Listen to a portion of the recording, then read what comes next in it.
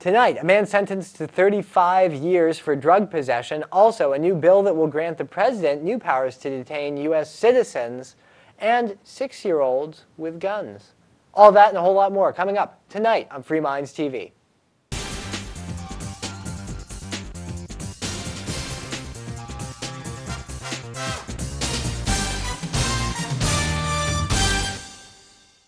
And welcome to a brand new edition of Free Minds TV. It is episode 100, and I think it's 49 at this point, Nick. And it is Toby here with you. And Nick. And as you can see, we're wearing the same shirts again. You know, Nick, what he needs to continue to change his wardrobe is a donation from you. So before we're even going to get into the show today, I'm gonna give the plug.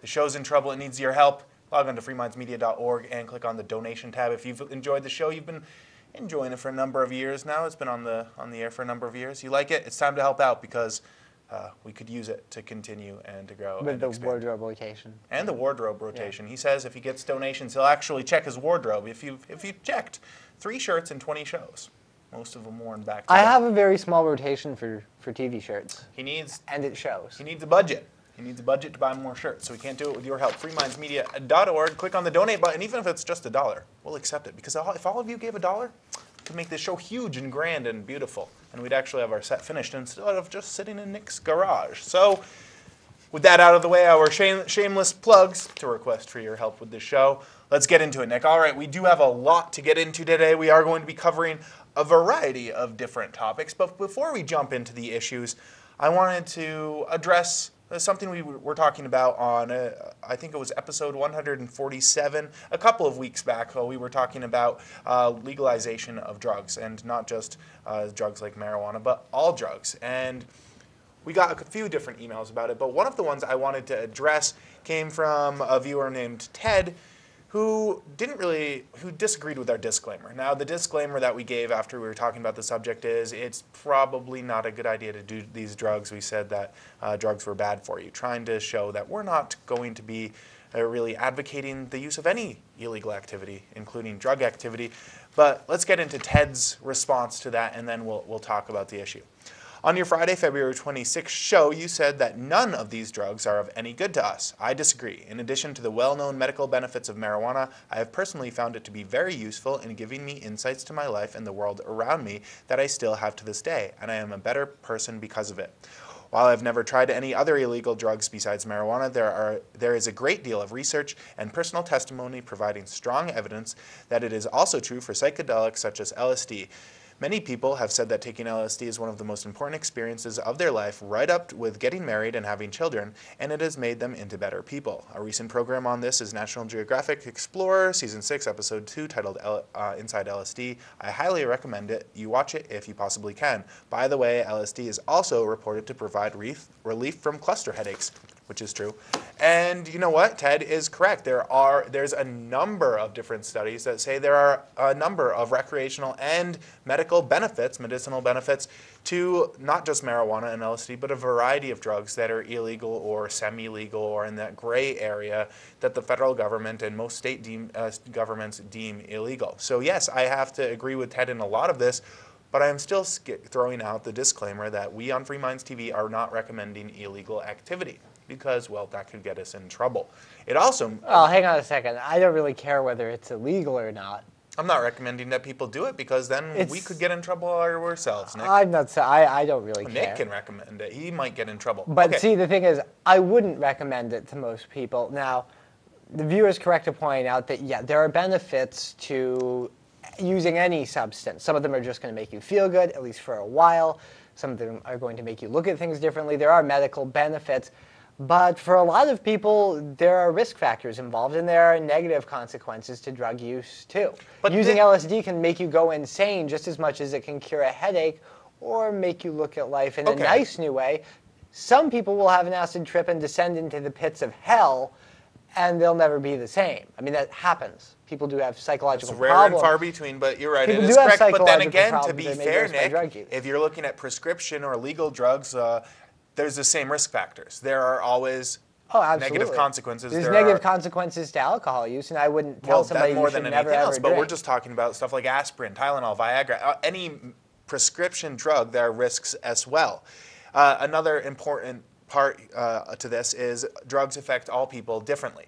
No drug is going to affect the same two people in exactly the same way. So while marijuana might work in an excellent fashion for one person, it might have the complete opposite effect to others. So without I'm not a doctor, and I can't speak for everybody. So even if I couldn't get in possibly trouble for recommending illegal activity, I wouldn't, because you know what? I'm not a doctor and I don't know everybody. So people should be careful with whatever they do, but Ted is right here, and some of the other emailers as well. There are excellent benefits to all sorts of drugs, legal and illegal. So make your decisions wisely. We don't think the government should be involved in this. I think it's a waste of time and money, even if there aren't any positive benefits. And that's the point of the show. And if people want to see what we were talking about there, they can log on to freemindsmedia.org. I think it was episode 147, February 26, regardless of what it is, up at freemindsmedia.org. And if you have different thoughts on it, we'd love to hear from you. fmtv@freemindsmedia.org is the email address. So that being said, just wanted to make it sure that yes, the disclaimer is there of we're not promoting drug use, but then again, we're not saying that it's 100% horrible either, because there's prescription drugs out there, and there are definitely some benefits to it. I'll tell you, I mean, I'm not going to recommend recreational drug use to people, because to me, it seems that the risks tend to outweigh the benefits, at least in my estimation. Depending on which drug, I mean, it depends on the drug, and it depends on the person. I think largely one thing that gets overblown is the risk of addiction. Now, that's certainly there with illicit drugs, just as it is with prescription drugs or alcohol or tobacco. But I really, in my personal opinion, and I'm certainly not a doctor, people who have problems with addiction tend to have problems with addiction. It's not that that one drug poses a particular problem for them.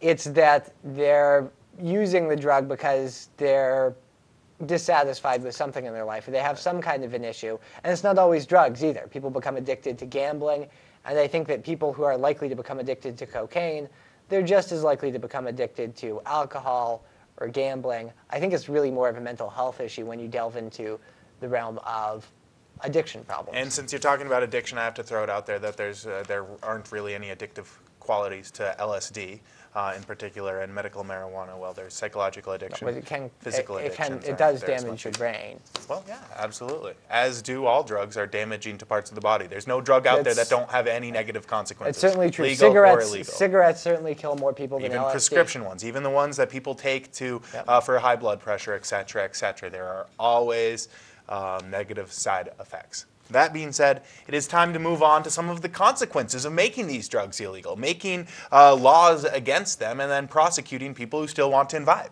That's what we're saying is asinine here. People, free people, as long as they're free, should be allowed to make adult decisions, as long as they're adults, right? I mean, if it's not hurting anybody else, who cares? Get your nose out of other people's business. Apparently the government does. Apparently the government really does care. And juries. Juries seem to be stacked with some of the stupidest people in the country, Nick.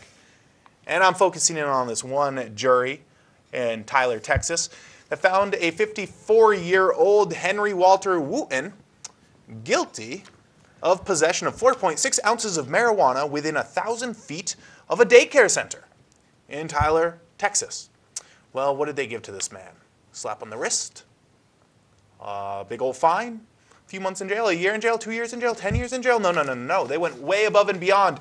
35 years in jail for possession of 4.6 ounces of marijuana.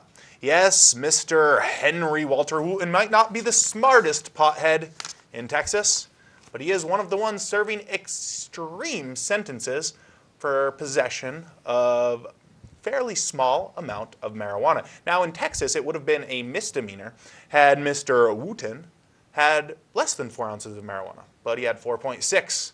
And if you have anything from 4 ounces to 5 pounds of marijuana, well, it's a felony and punishable by pretty severe sentences.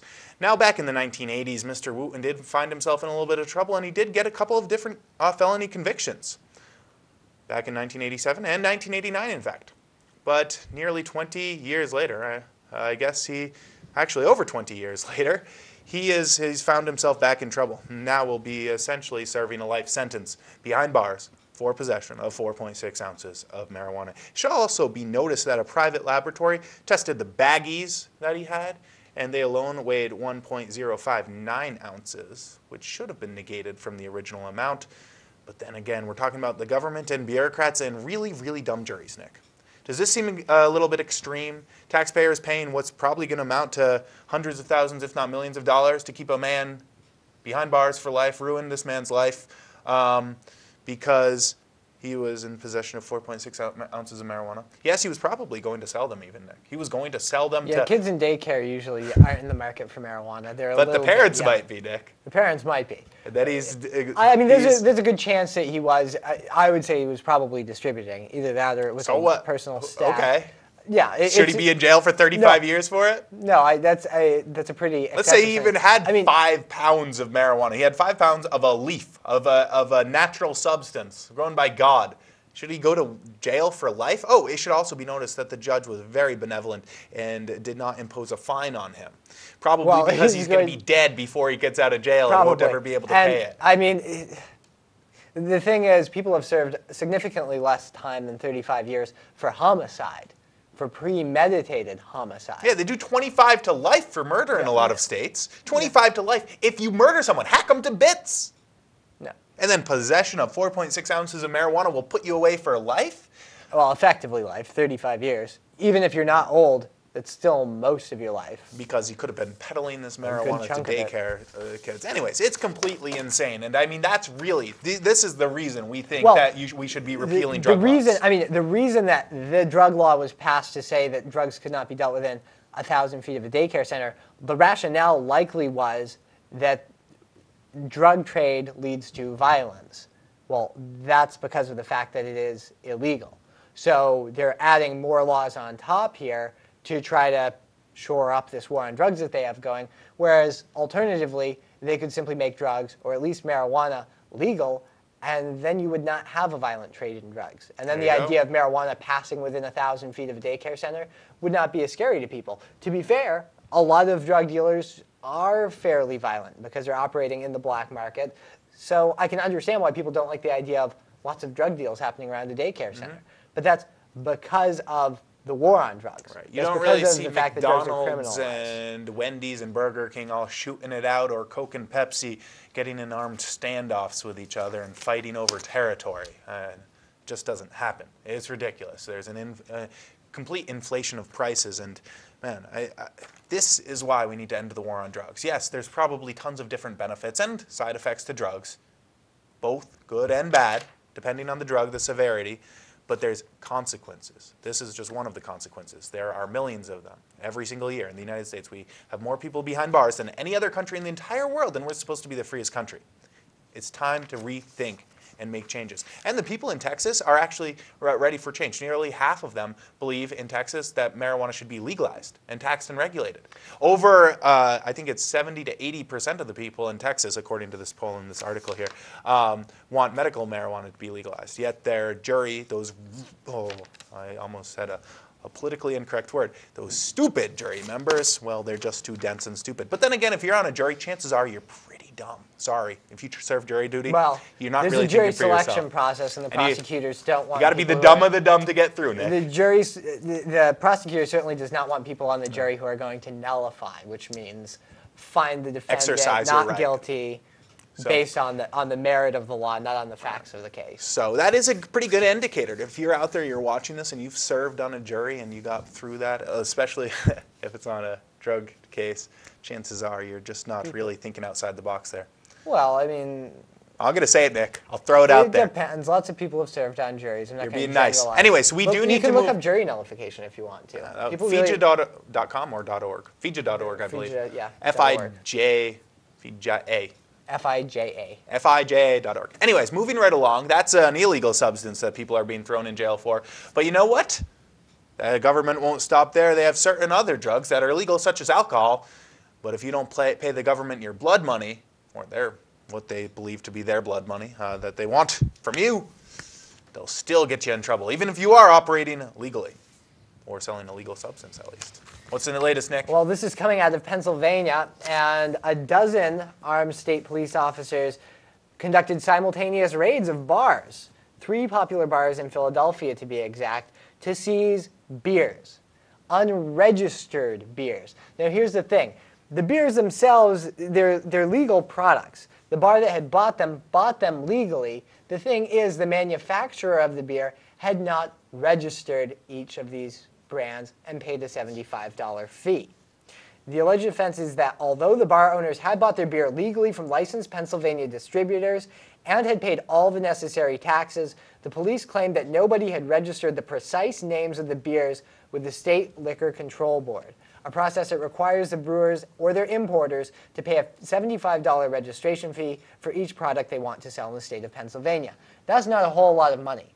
When you think about the amount of man hours it would take to maintain a list of beers, at $75 a piece, a registration fee, the Liquor Control Board can't really be making money off of this. They might be breaking even, but it's not like this is helping pay for state government. It's just another piece of paperwork you have to go to if you want to sell a product that is otherwise legal. Yeah, but Nick, it does something more than that. It allows them to hire these state troopers who then go around and conduct these raids on these bars. And I mean, I don't even want to know how much that's costing taxpayers to go in and actually enforce these laws that are being created. And of course, they're not able to enforce them all. That would be impossible. But I mean, you're talking about spending thousands upon thousands of dollars just in man hours to conduct these raids. Yes, and what's more, the bar owner here, Lee Maida, points out that by his estimation, only about half of the beers that were seized, and they didn't seize very much. The police seized 4 kegs and 317 gallons,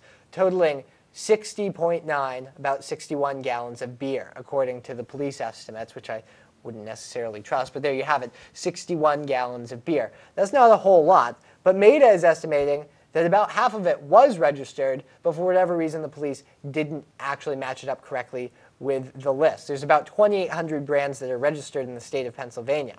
And according to Maida, more than half the beer removed by state police was properly registered, but the cops couldn't find it on their list because of clerical errors or blatant ineptitude, apparently in quotes, in his words, between the police and the Liquor Control Board, with whom the officers were conferring by telephone.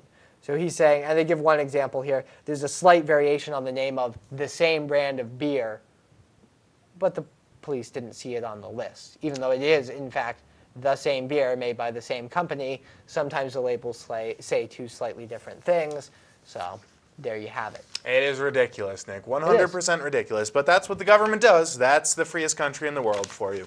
Right here in America. The USA, go USA, right? This is what the founding fathers really wanted. I guess this is keeping us safe from unregistered beers. I mean, those scary names. The liquor, I mean, I'm sure they already have standards in place. I just don't get it. They just didn't put their name on this list. Is this what people want government for? I mean, this crazy asinine BS? Yeah. Give me a break. Wow. All right, when we come back, we're going to be getting into kindergartners with guns. Or are they guns? They look like guns. Or do they look like fingers? All right, we'll be getting into that and a whole lot more. Stay tuned. This is Free Minds TV. Hey, Ridley here from RidleyReport.com. Just wanted to urge Monadnock area viewers, please take Free Minds TV in moderation. You don't want your head to get loose and go floating around. Also, when you get to the courthouse for jury duty, please don't let the judge trick you. Don't ruin people's lives without good cause. You have the right and the duty to acquit any accused lawbreaker if you dislike the law. Visit FIJA.org to learn more.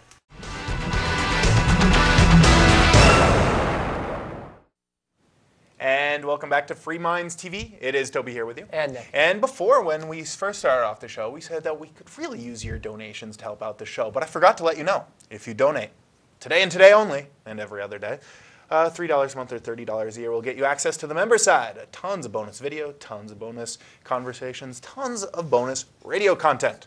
So, in addition to donating us money, you get tons in return. freemindsmedia.org. Help out the show, or we will die. It's up to you, folks. It's in your hands. All right, well, we won't die. The show would die. Just so we're clear.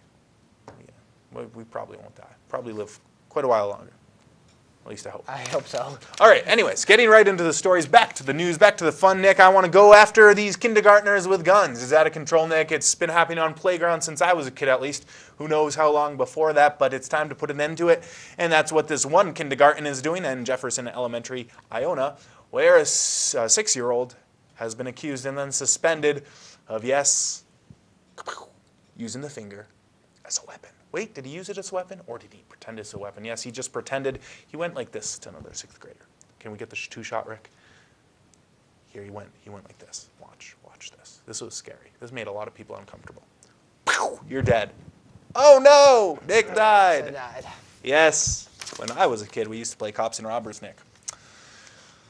But they didn't suspend us for it. And this is one of those stories, they pop up every now and then, where some over-politically correct principal in administration or school board, whatever it is, makes the decision, zero tolerance, says that if you point your finger at somebody and pretend it's a gun, you get suspended.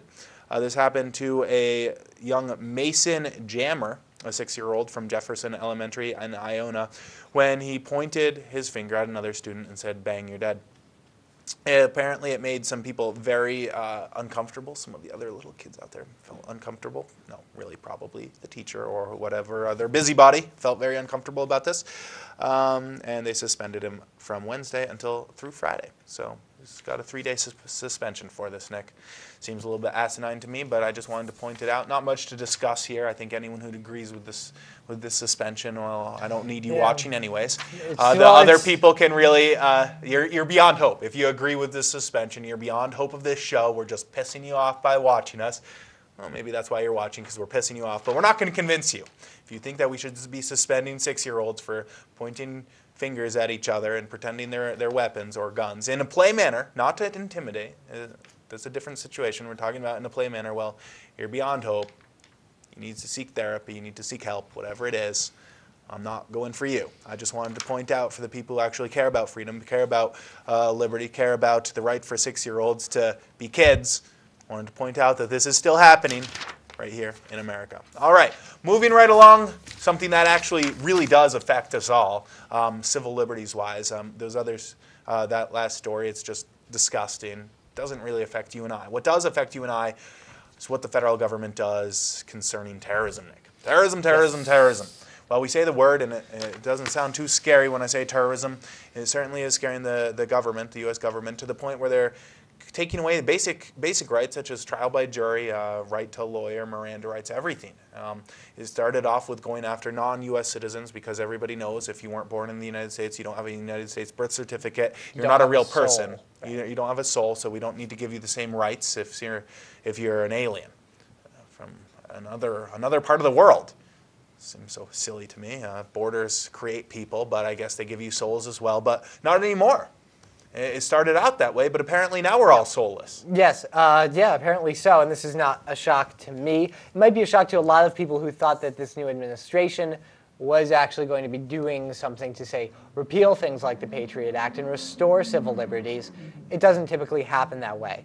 Politicians of any political stripe tend to want to accrue more power to themselves, whether it's George W. Bush or Barack Obama, whether it's somebody who calls themselves a conservative or calls themselves a liberal. If they've risen to such heights of political power that they now are president of the United States or in the Congress, where this piece of legislation is originating from, they're probably not good people. They probably don't actually mean what they say. They're more concerned about gaining power for themselves to wield over others and maybe make a little money on the side. And there is a new piece of legislation being proposed called the Enemy Belligerent Interrogation, Detention, and Prosecution Act of 2010. Now that sounds like a good thing. Enemy belligerents, well, you'd want to interrogate, detain, and prosecute them. Most reasonable people would say that, but this doesn't just apply to people who are coming from outside the United States. This legislation is being introduced by Senators John McCain and Joseph Lieberman, and as a standard, it's going to be expanding the rights, if it is passed, of the government to interrogate and detain U.S. citizens as well as foreigners, because the bill makes no distinction between aliens, visa holders, and U.S. citizens. It just treats us all the same. The bill asks the president to determine criteria for designating an individual as a high-value detainee. Now, if you are designated as a high-value detainee, you will be interrogated for your intelligence value by the high-value detainee interrogation team, which would be established by this bill. The exact people who make up that team would be established by the president. Now, the bill asks the president to designate somebody as a high-value detainee if he or she quote, poses a threat of an attack on civilians or civilian facilities within the U.S. or U.S. facilities abroad, poses a threat to U.S. military personnel or U.S. military facilities. I don't know why they bothered to put those two in there. They could have just said any facility in the U.S. or outside where there are American interests, because they're talking about civilian and military targets. 3, has potential intelligence value. 4, is a member of Al-Qaeda or a terrorist group affiliated with Al-Qaeda. Or 5, such other matters as the president considers appropriate. Extremely broad. Yeah, not only that, Nick, but you're saying any attack against like a facility in the United States. You pose a threat of an attack. So wait, doesn't that include like robbers, because they're breaking into people's houses and threatening people? I guess it could. So what the hell and is you don't the point actually in have to do it. It doesn't say that you've actually done it. The president would be asked to determine the criteria to say that somebody poses a threat of an attack on civilians or civilian facilities within the U.S. Yeah. Anyone can pose a threat. What? You pose a threat. It might not be a very big one. I pose a threat. The president himself. Hands and opposable thumbs. The president himself poses a threat of an attack on a U.S. facility, either at home or abroad. Yeah, it is. It's awfully. I mean, here's the one thing. Now, if you are detained under this, you can be detained indefinitely. Forever, without a trial. Or without Miranda this rights, without high-value detainee interrogation team has 48 hours to determine whether you are, in fact, a high-value detainee, and then they can simply detain you for the rest of your life without a trial. If this is such a good idea to do to these terrorists, these horrible bad people, why not do it to everybody? What's the point in the courts, Nick? We could just set up these whatever. What are they? They're not tribunals. They're something else. Anyway, whatever it matters. What's the point? This high-value detainee. Just take anyone who you think could be a bad person or commit violence against someone else, or God forbid, possess some marijuana or something. Just throw them behind bars for the rest of their lives. Yeah, well, What's the point? Yeah, I mean, that's the direction we're going, and if it's a good idea to do it to terrorists, do it to everybody. I mean, why bother with a trial by jury if you don't have to do it for U.S. citizens who, according to the president's criteria, pose a threat of an attack on civilians or other? Yeah. There's always other. Don't you love that where they put other in the bill? Seems insane. How can you say this bill gives the president to do blank, blank, and blank, and anything else? Well, why even list blank, blank, and blank? You can do anything he wants under that bill. What's the point in even listing things? Just say this bill gives the president the right to absolute power. Yeah. An absolute immunity. But the problem I have is that a lot of people are not going to react to this. Because it says terrorism, and terrorism is so scary, Nick. That's not the reason they're not going to react, because they reacted to the Patriot Act. The same people who are going to sit around and do nothing on this bill are the same people who are out there fighting against the Patriot Act and other civil liberties encroaching bills under the Bush administration. But now, for partisan political reasons, some of you just don't seem to care about civil liberties anymore, although you said you did before. Well, Obama will respect them. We'll give him the power, and he'll respect the liberties. He's got a D behind his name. Yes. He'll only detain indefinitely people who are Republicans. Or those independents that lean Republican. Yes. And that's okay. But not Democrats, not good Democrats, not good leftists. He won't detain you because he really cares about you and civil liberties. Let's see how he reacts to this bill, because the Patriot Act is still on the books. And apparently nobody, I shouldn't say nobody, because there are some people who have changed their tune, but nobody from the anti-war left really seems to be doing anything about this, because it's a Democrat doing it. Anyways, different thoughts. We'd love to hear them. fmtv@freemindsmedia.org is the email address. freemindsmedia.org is the web address. From there, there's all sorts of ways to contact the shows, help the show, donate to the show, of course. And until next week, it has been Toby here with you. And Nick. Join us at freemindsmedia.org for the radio show, 3 to 5 p.m. Eastern Standard Time every Sunday. Take it easy.